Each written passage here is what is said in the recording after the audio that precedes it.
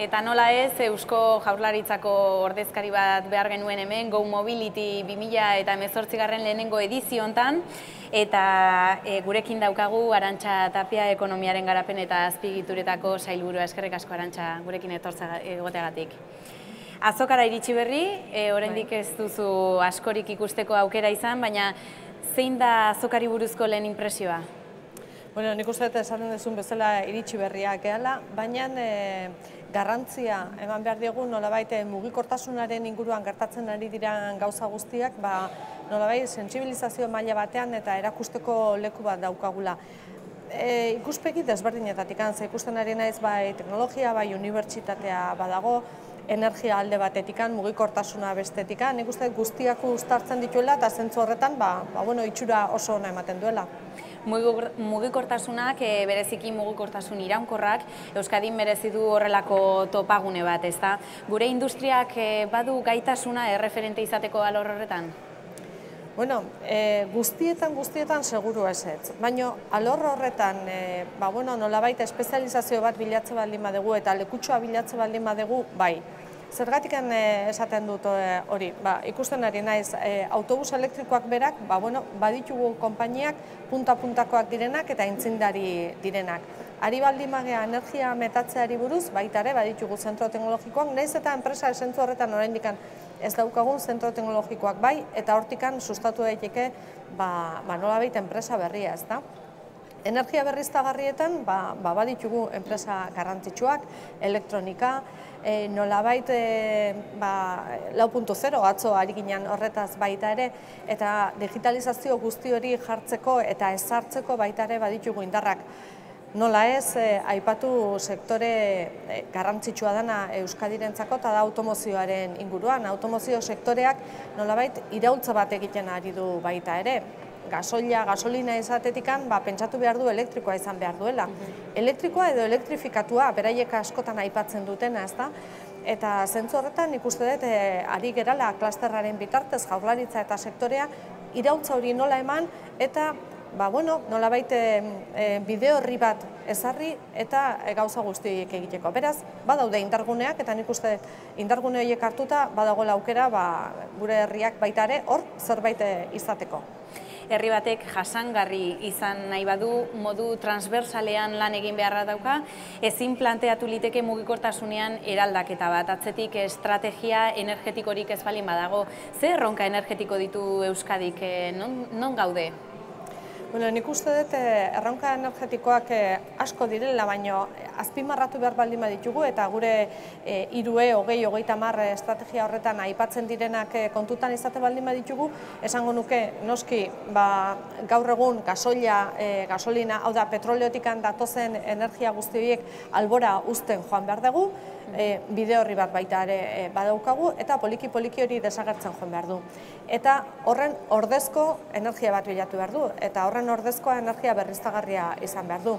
Gaur egun zertan ari gera, itsasoko energian ari gera baita ere biomasaren inguruan energia berriztagarria sustatzen, baina ezinbestean behar ditugu baita ere hemen ikusten ari naizena eta da haizeatikan datorren indarra, energia eolikoari garrantzia jarri behar diogu.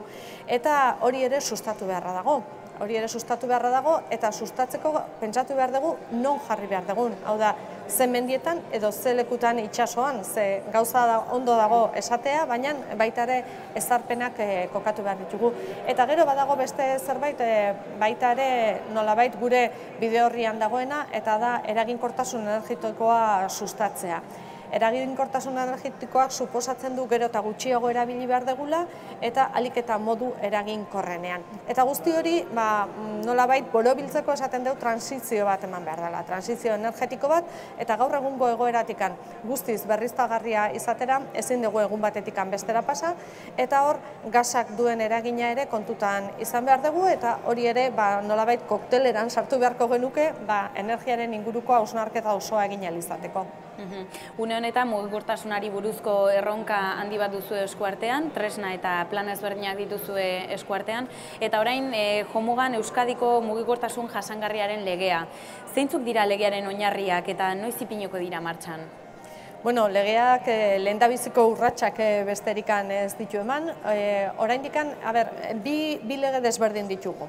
Bata askoz ere aurreratuago dagoena eta da eraginkortasun energetikoa sustatuko duena, ez bakarrikan arlo publikoan orain arte bezala, baizik eta pribatu ere kontutan izango duena, eta pentsatzen duguna, agian urte honen bukaeran, datorren urtearen hasieran izango duena onespena legebiltzarrean.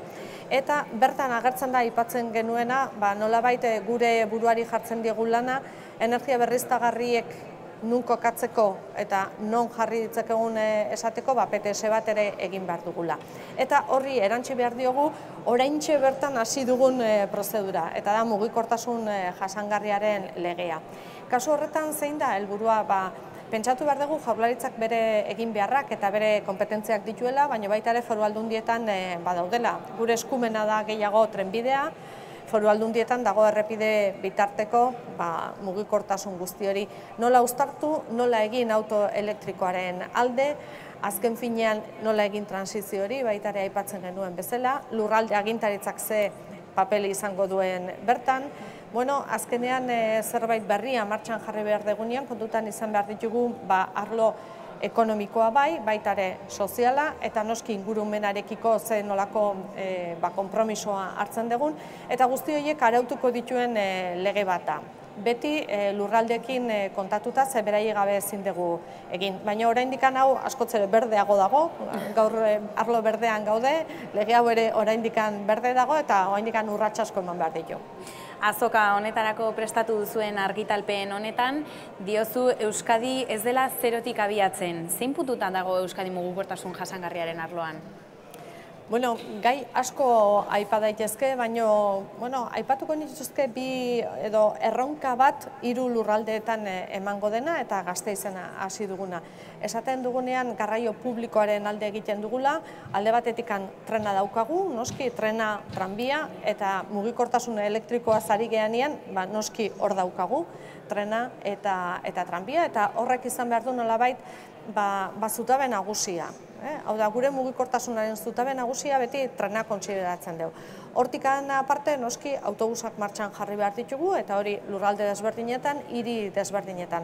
Eta kasu honetan, Gasteizen hasi dugulako, gero bestalde batetik Donostian izango da hurrengo urratsa, edo Leioan izango da, autobus elektrikoak baino zerbait gehiagorekin. Hau da, kasik, tranbie bat izango balira bezala mugituko dianak. Izango dute malgutasun gehiago, baino izango dira erabat elektrikoak, izango dute halako inteligentzia bat beregan, funtzionatuko dute askoz ere azkarrago autobus normal batek baino, eta nolabait horren inguruan badago erronka bat nahi duguna hartu eta nahi duguna martxan jarri.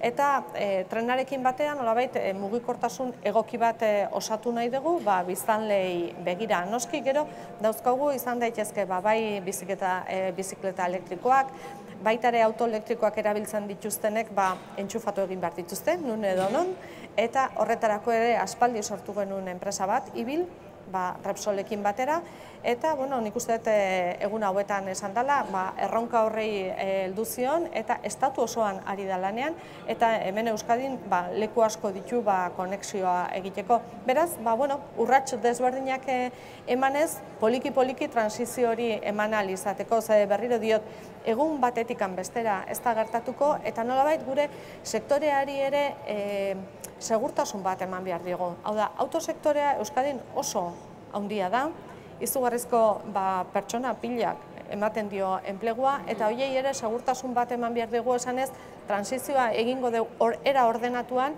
eta oso ondo pentsatuta. Ze bestela hor ere arrisku bat egon daiteke, eta nik uste dut hori ere ezin degula onartu herri bezala eta sektore industrial garrantzitsu bezala. Zure beste hitz batzuk neureganatu ditut, egungo ereduak gizarte, ingurumen eta ekonomiaren aldetik dituen kostuak arintzen lagunduko duten alternatibak aurkitu beharra dagoela. Non bilatu behar dira alternatiba horiek?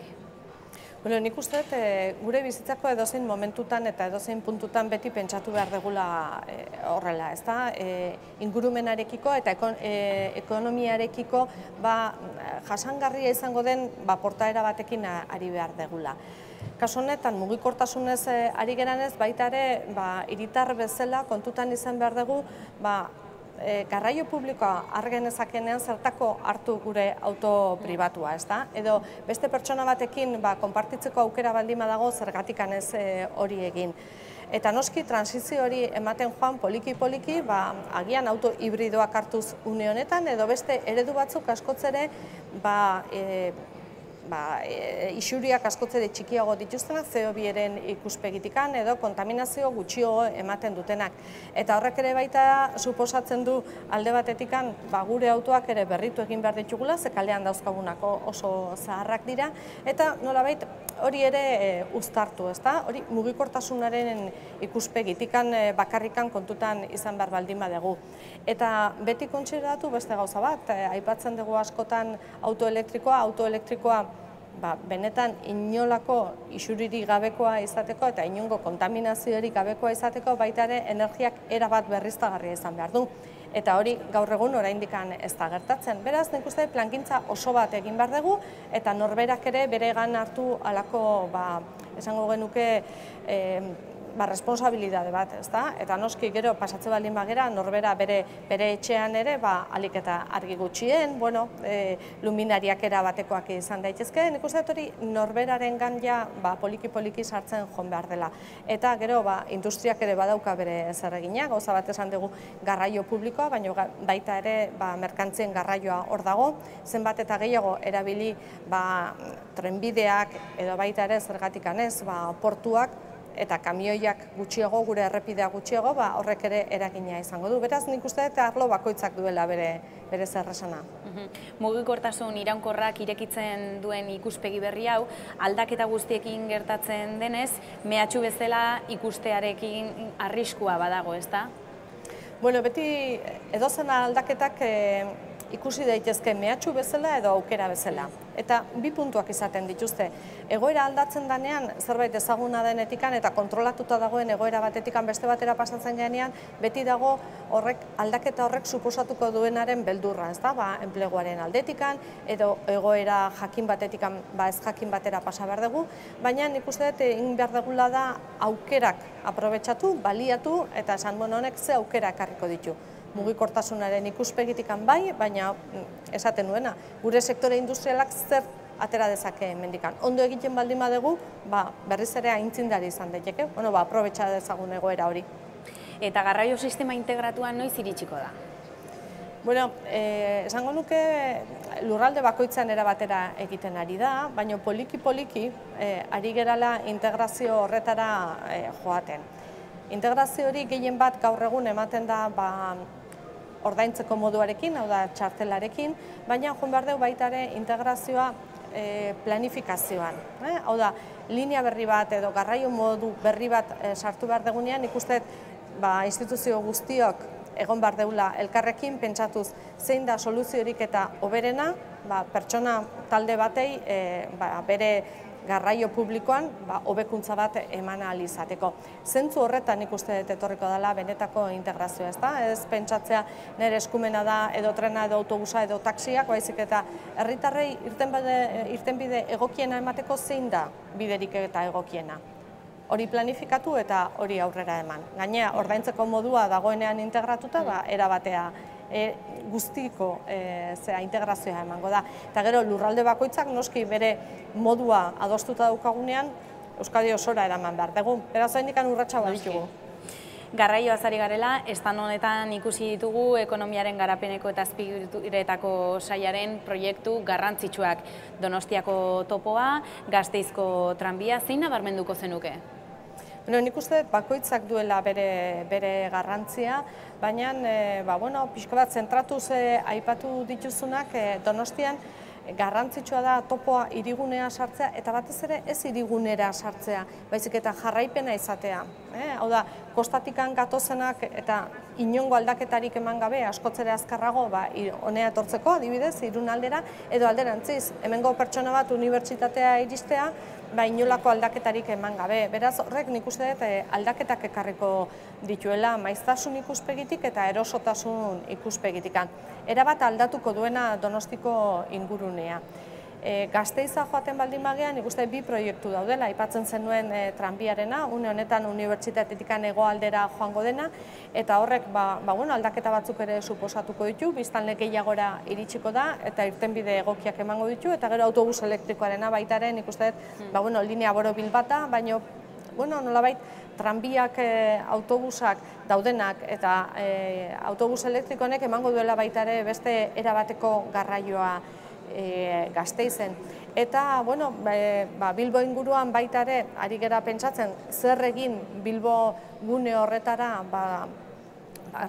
hegoaldera batez ere hobeto iristeko eta baita ere Loio ingurura. Beraz, nik uste herrialde bakoitzak eta hiri bakoitzak baduela erronka nagusia izango dena guretzako, baino herritarren onerako izango dena. Eta batez ere jarraituko dugu kontzientziazio horretan murgilduz. Eskerrik asko Arantxa Tapia sailburu anderea gurekin egoteagatik. Zuei eskerrak.